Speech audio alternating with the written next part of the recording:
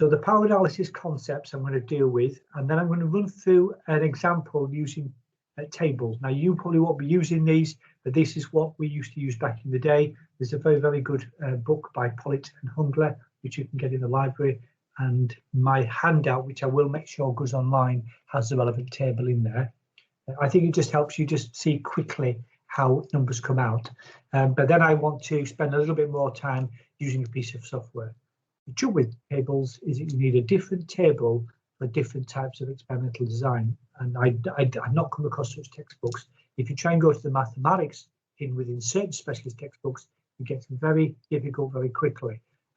So this piece of software, which Martin discovered and shared with me, called G-Power, I know we've already put some material on the Moodle, so I encourage you to download it. If you've not already done so, hopefully after today you'll feel emboldened to do so. It's been designed by academics over to University in Dusseldorf, so it is definitely can be considered a peer-reviewed resource, and you can therefore reference it that way as well. And then, of course, we're going to move on to the Born-Ferroni correction. Okay, so power analysis. The size of your sample size really does matter in most cases, and obviously there's a hint of a caveat there. So, in a nutshell, power analysis is asking the simple question: how big a sample size do I need in order to stand a good chance of my research, my analysis, being a success? Now, this word power actually refers to a probability. If someone states that the power of their research design was, say, 90% or 80%, what they're really saying is that the probability of actually detecting an effect was 90% or 70%. And that is, of course, assuming that effect exists, which is a question that we have to answer as part of our research. Now, straight away, you might say, hang on, why don't we just make the power 100%? We want to detect an effect should it exist. Why are we accepting a lower percentage than 100%? Simple reason is that unless you access the entire population of interest, there is always wiggle room. There's always a small amount of uncertainty. The smaller the power size, the greater that uncertainty is that what we've produced, what we've seen, isn't just a fluke. So it does hark back to concepts we've talked about regarding things like p-value. So power analysis, or the power of a piece of research, is simply a probability. So we would expect that as the sample size that we can have access to increases, then so should this probability, this power of spotting the effect. So usually by increasing the sample size, we're increasing the power of our research design. So as I said a moment ago, a power analysis is the actual calculation, or in our case, using a piece of software or lookup tables, of discovering, working out how many participants per group, and I'll refer to that again later. How many participants do we need in order to hopefully measure the underlying effect?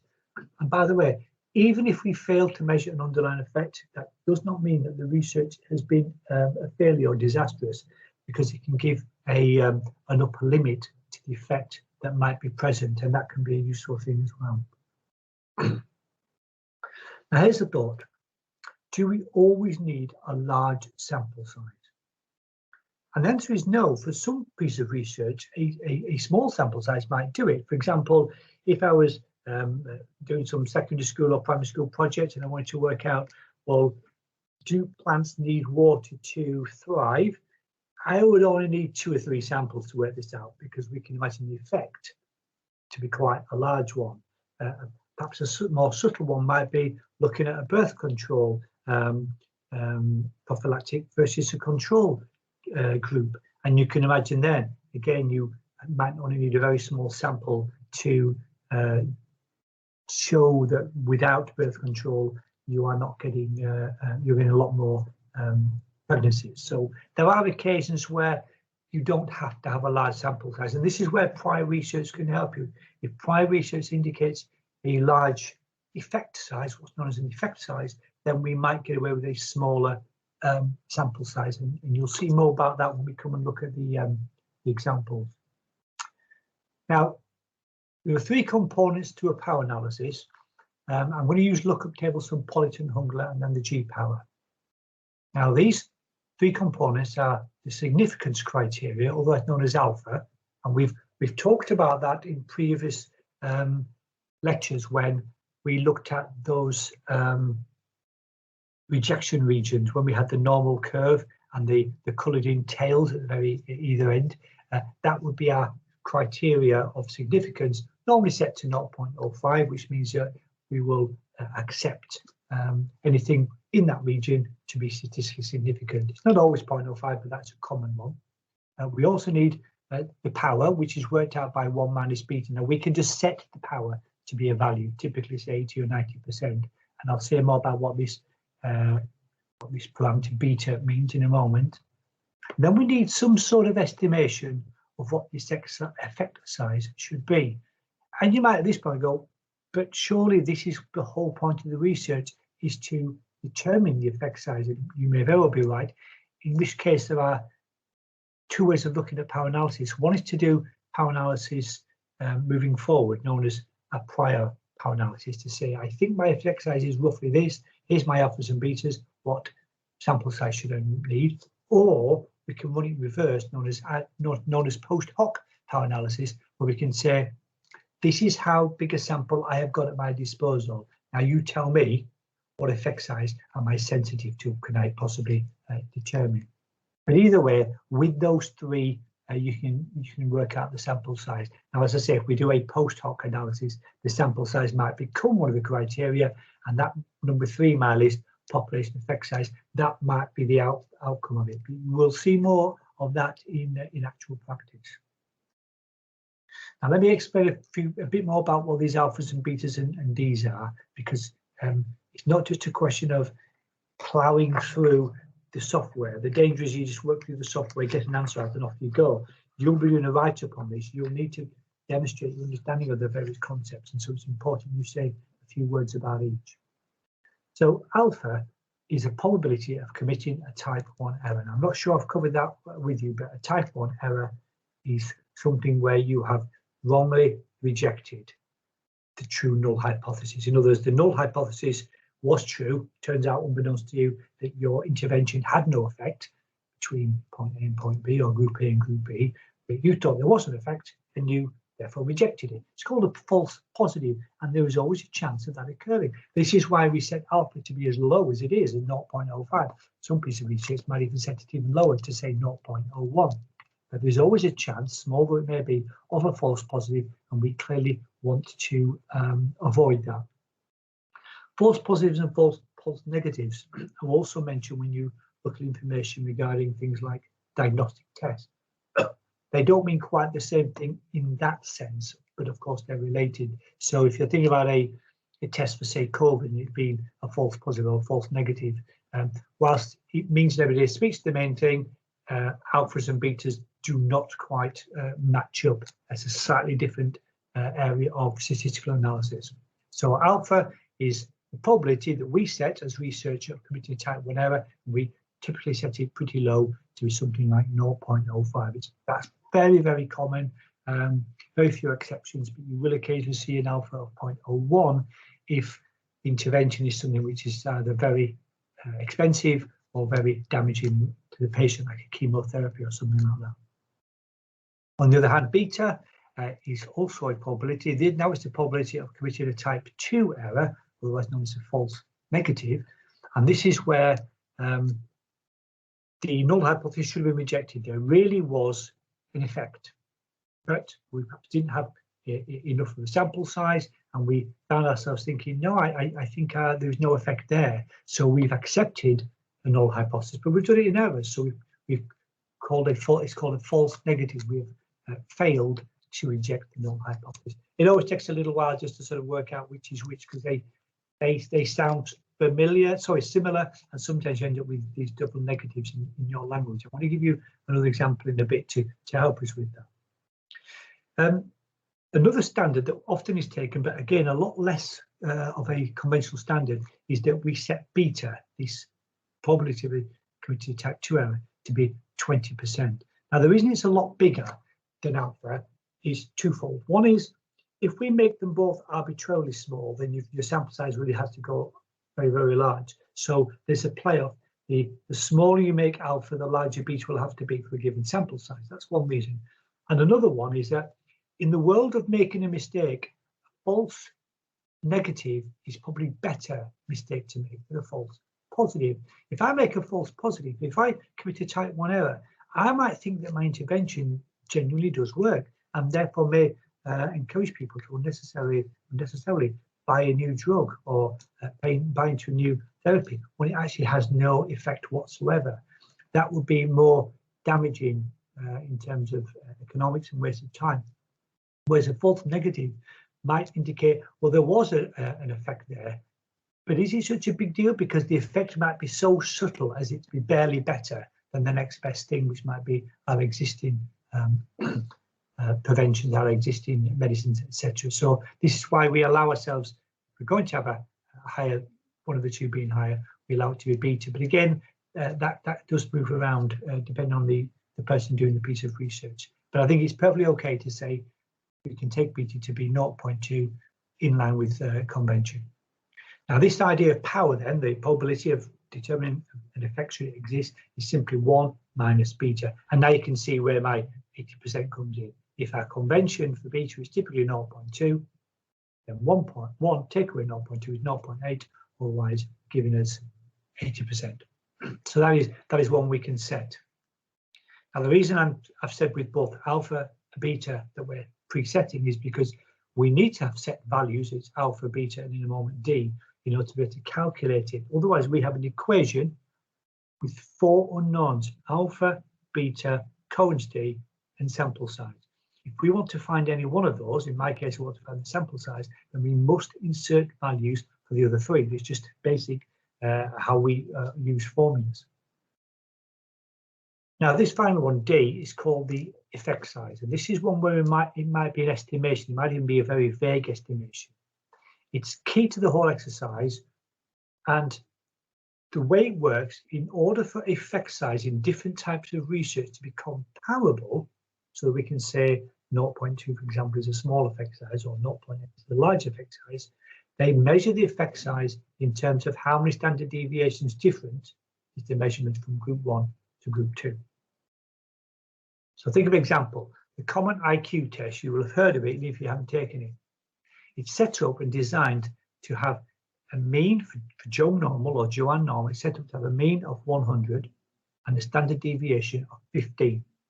So if my IQ happens to be 100 and yours is a little higher, 112, then the effect size can be worked out as the difference between those two IQs and then divided by the standard deviation. In other words, your IQ is 0.8 of a standard deviation higher than my IQ. And it's a very common and useful way of expressing effect size, rather than just saying, well, I've just got to decide the context in which I'm measuring and then think about it. It allows us to compare research that has been looking at different parameters.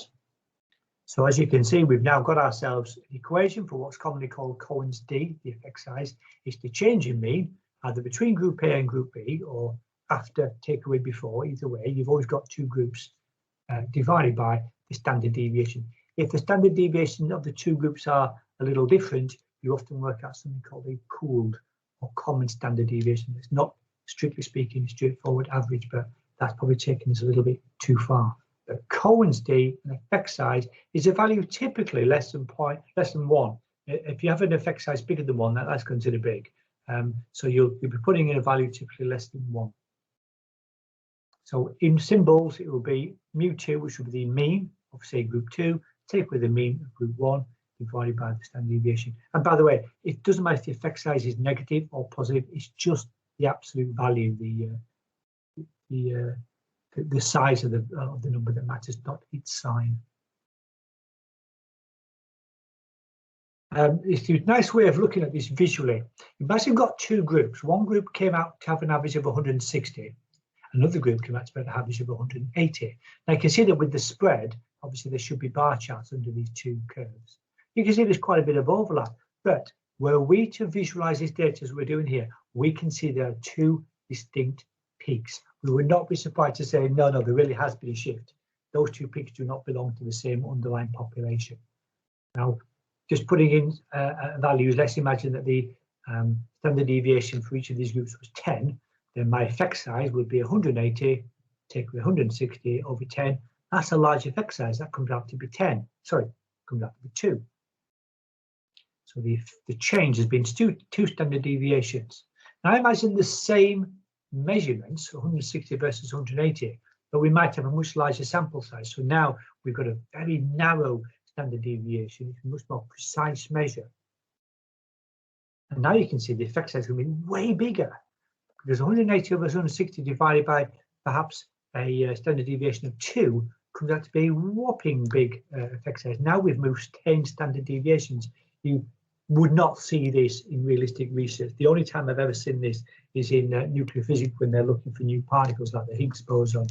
If they found a particle which was just 1, 2, 3, or 4 standard deviations, they go, it's not enough evidence. That's the only field of research I've come across where they demand a much larger effect size. In health research, you normally get effect sizes of under 1, as I say. If you're around 1 or a little over 1, you're doing really well in your research.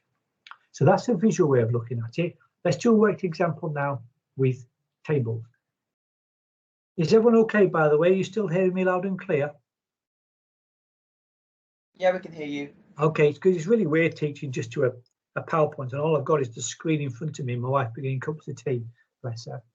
Right, so here's a worked example. As I indicated, I'm going to set beta to be 0.2. I'm going to assume that I should have had that as 0.7. That is a mistake in my. I'm just going to change that to 0.7. 0.7. There we go. Whoops. Okay, so I've suggested that from my looking at previous research or just looking at what I think might be a reasonable guesstimation, I've put my effect size to be 0.7, and similarly from previous research and what I know about the population, I'm going to put a reasonable standard deviation as 10. Oh, I see. I hadn't made a mistake. That predicted difference was 7. Gosh, you can tell it's Friday, can't you? I'm half asleep. Because I then work out, never mind, power is 1 minus 0.2, so 0.8, fine, that's a pretty common one. Effect size, of course, should be 7 divided by 10. It did all work out in the end. So my estimated effect size I'm going to use is 0.7. And of course, my alpha, which I didn't say, I'm probably almost certainly going to do at 0.05. So what sample size would we need? Oh, there it is, 0.05 at the top, it's snuck in. Now this table is taken from Politan Hungler from 1999. Now actually Politan Hungler is a nursing research book. It then became Pollitt and Beck, and I think it got even a third author down the line. This just happens to be the older version on my bookcase, but any version of that will have these tables in. The first thing you notice is that there's 2 clear sections in this table. The upper part has alpha equals 0.05, the part we're going to use. The lower part has alpha equals 0.01. And you can see in both cases that when alpha is set to be 0.01, all the corresponding sample sizes are larger. So this is one of the main reasons why we set alpha to be 0.05. But even with alpha equals 0.5, with the upper table, we can see that there's a wide range of possible sample sizes, and it all depends on your effect size and your power. Now it's quite confusionally set out. It looks like this word power indicates these values along the top. That's not true. The power are these values down the column, whereas it's the effect size, the estimated effect size, that are these numbers here along the top. So let's zoom in on the upper part of this. And let's say, okay, we've decided, therefore, we're going to set alpha to be 0.05, fine. And where I've set it out, power, beg your pardon, to be 0.8, which is this row here. Let me just move on a moment. Excuse me, I've got to try through it now. And we've set our D, our Cohen's D, our effect size, as an estimate to be 0.7. Can somebody from that information read off from the table what our sample size is predicted to be?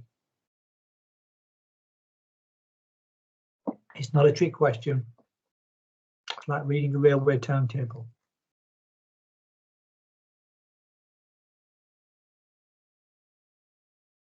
So you read along that row for the power 0.08, and you read down that column of the effect size 0.7. What unique single number do we come to? 32. 32, bingo.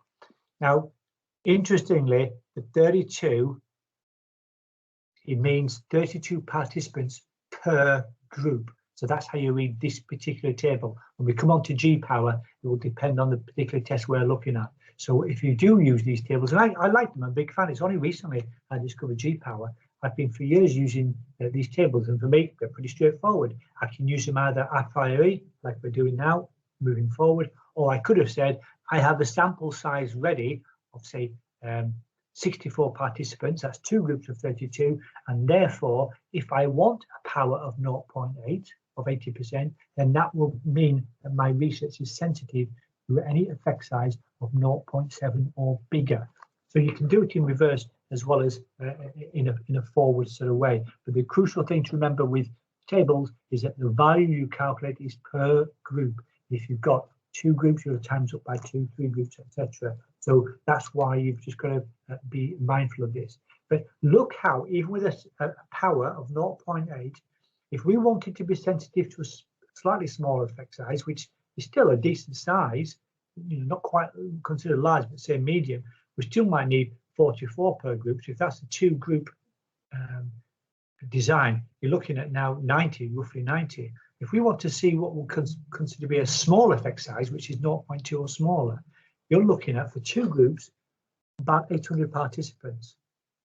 Now, obviously, as it goes smaller and smaller, it really starts to whack up. But then this is where common sense can kick in. You can say to yourself as a researcher, is an effect size of, say, 0.2 or 0.1, would it be big enough to influence my practice as a nurse or within health or something like that? And if not, then you don't have to be sensitive to the smaller effect sizes. Now, of course, there are going to be some effects out there. For example, life-saving drugs, where you might say the effect size is 0.1 between drug A and drug B, say in saving the lives of children. You might say this is too important for us not to miss. If there really is an effect, even of 0.1, it would be worth buying that drug, and therefore we have got to design a piece of research with that number of participants so we can make a more valuable and more valid quantitative estimate of the number of lives projected saved. In that case, this is why these huge RCT trials do often have participants running to the thousands, because they want to calculate and measure very accurately what the effect size actually turns out to be, rather than just saying, oh, it's probably smaller than this. They need a more precise value. Okay, so that was a run through of our power analysis using tables. It didn't explain where the numbers came from, but at least I explained, hopefully, what the underlying values meant that you had to insert. And we're going to use these same concepts with G power. The calculations themselves I find a bit too hairy, and I just do not see the value of teaching them, particularly at this level of undergraduate course. If this was a degree in statistics, we might deal with this at level 6, or if we were doing an MSc in research, we might touch upon it. I think I would only really expect it at PhD level, to be honest. Beyond that, use lookup tables, use software. You don't need to know much about what goes on under the hood, so to speak. Okay, so the second way of looking at it is going to be using G power. The power analysis, I've already gone through that. I think I alerted you to that in a prior post. It was 2 YouTube videos that I made on that. So if you do want to look at it again, what we've done so far, it's summarized quite nicely in those 2 videos, including the run through of the power analysis using the table. But for G power, there's a very nice 5-minute video I discovered, and I've left the link there. And what I did was I produced from that, and obviously my own exploration, a walkthrough, a handout for using power analysis. I'm going to upload that to Moodle once the session is finished, but I'm going to use that, or part of that rather, as my guide for reading through G power with you now. I'm not going to go through all the features of G power. I think that would be boring and inefficient. I'm going to go through the most important elements of it. So I'm going to break out of my slides, and I'm going to load up G-Power. So once you've downloaded G-Power from the site that I think Martin put up the link to, it will appear in your start menu. Here it is, G-Power. Now I can't make this screen any bigger, I'm afraid. What you can do on your screen, because I know that when you're viewing a presentation like this, it actually has a black bar around the whole screen, and therefore you're getting a shrunk version anyway. But if you hold the control key down and move your wheel on your mouse, I think you can make the screen bigger if you wish. But can we all see the G-Power there on the screen? Yes, we can. I can make it. I can't make it big because don't know how to make my I'd probably end up mucking up my computer if I start changing the resolution. Okay, so it's not the most eye-catching of designs, but it does what it says on the tin. It allows us to work out sample sizes for various inputs and outputs. So let's start by doing, let's imagine we're going to have two groups, and we're going to run a t-test because we have strong reason to believe that the variable that we've measured is parametric. So the test family is already set at t-test, but if we were doing something like an ANOVA test, which has more than two groups, or more than one variable, we'd select f-test, and there are some others there as well. But I'm going to keep it with t-test. And then it says, okay, but what particular statistical test? Because a t-test could be a before versus after, which would be a paired t-test, or it could be group A versus group B, which would be a independent sample t-test, etc. Here they've got lots of different versions. The one I'm after is the most common. You're looking at the means, the differences of the means between two independent means. This is what I'm going to do. Notice it mentions the Wilcoxon one that we did last week, and that'll be an example of a non-parametric one. I'll come on to that one actually in a moment. So I pick the most common one there. So our statistical test has been set up as our test family. Now, for the type of power analysis, I've already used this phrase, we're looking at a priori, which means I'm designing the research now. I'm going to input values. You tell me at the end what my sample size should be. If I'd wanted to, I could have put in what's called post hoc and said, and that way I tell them what my sample size is and work out various features thereafter. Obviously, I'm going to expect you guys to have a little play around with this, but what you'll be doing is, because you've been already given your data by Martin, you'll probably be producing post hoc tests. So we'll have to look at that in a moment, so you can still make some comments, some sensible comments in your write-up about power analysis. Now, the tails would normally be two tails. You only do one tail test if you have extremely convincing reason to suppose that your effect can only go in one direction. The only example I've ever thought of that could be one tail is if I was like a teacher or speech and language therapist, and I was looking at language development in children, and this intervention perhaps lasted 6 months.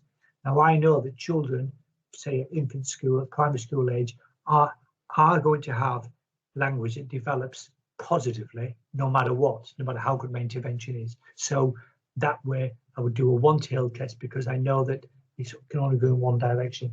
Most of the time, even though we might wish our intervention, for example, improve something, there's always a chance that it may not improve something. So the more honest approach is to have a two-tailed test. Then comes effect size. Now, if I hover over this, it reminds me of my Cohen's D convention. I don't think I wrote these down for you. For a D value of 0.2 or smaller, it's considered small. Around 0.5 is considered medium, and 0.8 or bigger is considered large. Now, if you were to say, so what does 0.3 mean?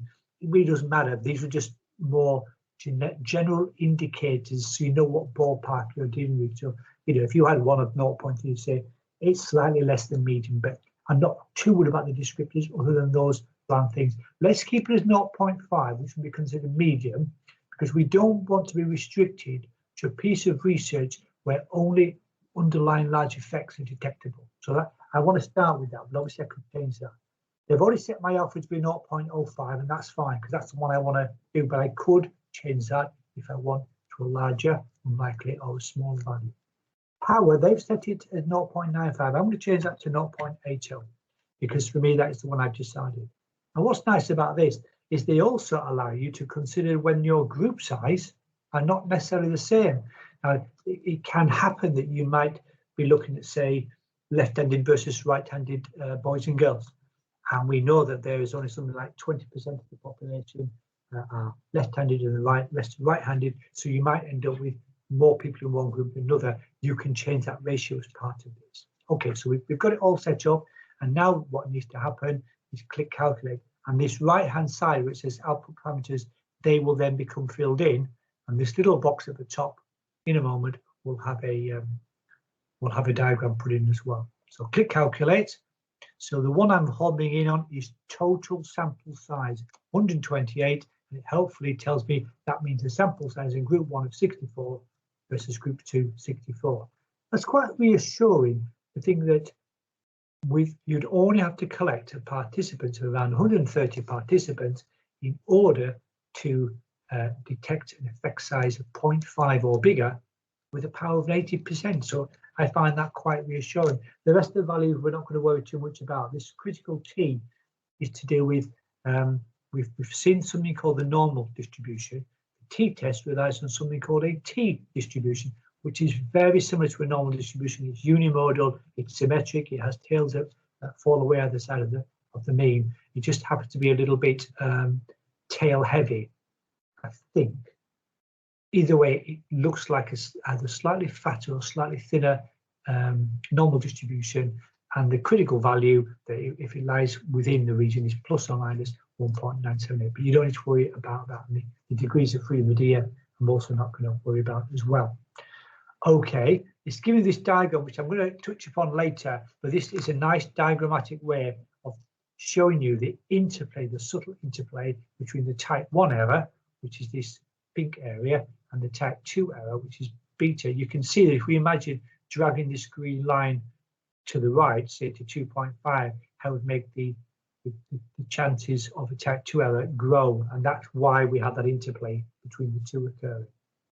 Now, there's other things we can do while still remaining in this page, while still remaining in the a priori. Let's, for example, assume, well, I don't want to shove in a blind guess of my effect size, but I've got research that I'm going to be building on, and they didn't give me the effect size, but they gave me means and standard deviations. Well, there's a nice little feature here called determine, which when I click on it, it allows me to make calculations. So it says, okay, from your prior research, put in what the value of the mean was in group 1, the value of their mean in group 2, and their standard deviations. And of course, they can be different values. So let's imagine in one group I had, say, a measure of 20, and in a second group there was, say, a measure of 25. And let's imagine I had a standard deviation of, say, 15 in the first group, and it was maybe 18 in the second group. I'm thinking, okay, what is the effect size? Click calculate, it tells me the effect size is 0.3, and then if I'm happy with that, I then transfer it to the main window and it moves it across. It's quite a nice feature. Of course, now we've just gone down in effect size. If I now calculate, unsurprisingly, our sample size has gone up, but it's a nice feature to be aware of. It's built into G-Power is a effect size calculator that even if you don't have access to numbers from prior research, you can still put in what I would consider to be sensible options for your group means and your standard deviations, and I think that's a lot better than a blind guess. Other things we can do while still in this a priori version is we can explore a little more, look at something called an XY plot for a range of values. This is very, very useful. So what it does is it opens up another page which says, okay, I'm going to draw you a plot. What do you want me to draw? Now it's suggested I'm going to draw power versus sample size. Okay, let's try that. So they're saying from 0.6 all the way to 0.95 in these steps. Keep the effect. I'm going to keep the effect size to be 0.5 as we started off with, and keep the alpha the same. Click on draw plot. Must have made. Oh, I've made a mistake. I put 2 decimals in there. Oops, should be 1. There we go. 0.5. Do it again. Draw plot. Okay, this is a nice plot. You can do a screen grab of this and insert it into your document. It tells you that as the power goes up, unsurprisingly, so does your sample size.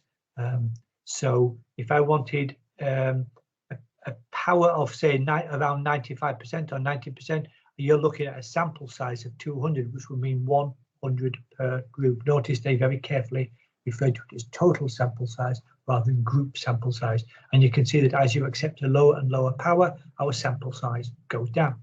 We could do other things with this. We could say, well, actually, I want to look at the variation with effect size. So I'm going to do sample size versus effect size, say from 0.1 right up to say 0.9, which would be considered large. And I'm going to keep my power at 0.8, my alpha at 0.05, draw my plot. And you can now see that as your effect size gets larger and larger, the required sample size gets smaller and smaller, or conversely, as your projected effect size gets smaller and smaller, you need a much bigger, much growing number of participants in order to see it. But as I said before, you would think about as a judgment call, what will be the implications of these lower size effect size, and therefore accept you may not need to be so precise. If you say, look, anything higher than a 0.3 or anything lower so than a 0.3 is of no good to me, you then would just you'd call that your cutoff. Okay, so before I move on to the post hoc, I want to do one more. I want to do a non-parametric test, and the one we did last week I said was called the Wilcoxon Mann-Whitney test. I thought it was just called the Mann-Whitney test, and then I discovered that in the literature it's actually called the Wilcoxon Mann-Whitney test. It's a two-group test. So if I click on that, now before I do, let me just remind ourselves of this. What I want to do is make a note of, go back to, I want to compare like with like. Right, I've got everything set up as before, so I'm just going to write down this. I had 128, which is 64 for an effect size of 0.5. Okay, I'm now going to change that to my Wilcoxon one. I'm going to keep my effect size as 0.5. I have two tails again. Alpha 0.05 again. Power 0.8 again. And allocation, my ratio, my group size is the same, so the ratio is 1. And let's see, it's gone up a little bit, but not by much. Instead of having 64 per group, we've got 67. This tells us that in actual fact, non-parametric tests are not as disastrous as many people think. A lot of people get really worried about using a non-parametric test. Sure, they had to have a larger sample size, but it wasn't that much bigger for exactly the same parameters going in. So be reassured with that, you can afford to be very honest with your appraisal of the quality of your data, because looking at this, we could be running a non-parametric test and still have an 80% chance, 80% power of detecting the same size effect size, say 0.5 or bigger, with effectively a little more participants. So it's quite reassuring there that the underlying statistics and power analysis is quite similar for both. Now, of course, that's not taking into account the fact that, generally speaking, non-parametric tests are nowhere near as likely to give you statistical significance as parametric tests, but at least one aspect of it has not been changed for you. Okay, that's probably enough of the forward moving, which is where you are research design. You guys are in a position where you are looking at data already given. So in effect, any power analysis you do is looking backwards in time. It's a post hoc one. So I'm going to go back to my independent means. There we go. And I'm going to now select post hoc. Everything looks fairly similar, but this left-hand side now, it includes sample size. So you say, right, what sample size have I got? So with the agility one, I think you had something like, I think there was more women than men. There was about 200 altogether. So let's imagine I had like 120 women, so 121 group, and 80 in another group. Okay, and that will add up to my 200. I'm going to leave my alpha to be 0.05 because that's standard, and my tails to be two-tailed. Let's just see what power this will give me. So because I've left my alpha, my effect size to be 0.5, I'm interested to know what is the power of this particular setup to detect the effect. If I calculate It tells me I've got a 93% chance. That's extremely nice to know. 93% chance of detecting an effect size of 0.5 or bigger. In other words, I'll be able to detect a much smaller effect size. Let's go down to 0.3. Calculate again. Now I've only got 54%. So again, that's a lot less than my desired 80%. So I think if I turn that to be 0.4, I'm probably going to be somewhere in the right ballpark. Yeah, 0.4. So I reckon with the participants, approximately, I'm only guessing here, that was set up in the agility test, I could say that I have, if I want to have a power of around 80%, that means I'll be have an 80% chance of detecting an effect size of 0.4 or bigger. And again, you can do XY plots. Again, you can fiddle around with these. And I think what's nice about this is that it reminds you and gives you the facility to work out both ways of looking at power analysis. Power analysis is nearly always presented as a one-way street moving forward. I'm designing a piece of research. I want to measure this size. How many people do I need? Whereas a lot of research, you think about a lot of the publicly available databases out there, like the National Census, which we're going to be doing this weekend, or other things like with COVID. You've got the data in place already, but you still want to say something about power analysis because you still want to talk about the probability of detecting something. This allows you to do a post hoc, i.e. in reverse, or a forward in time known as a priori.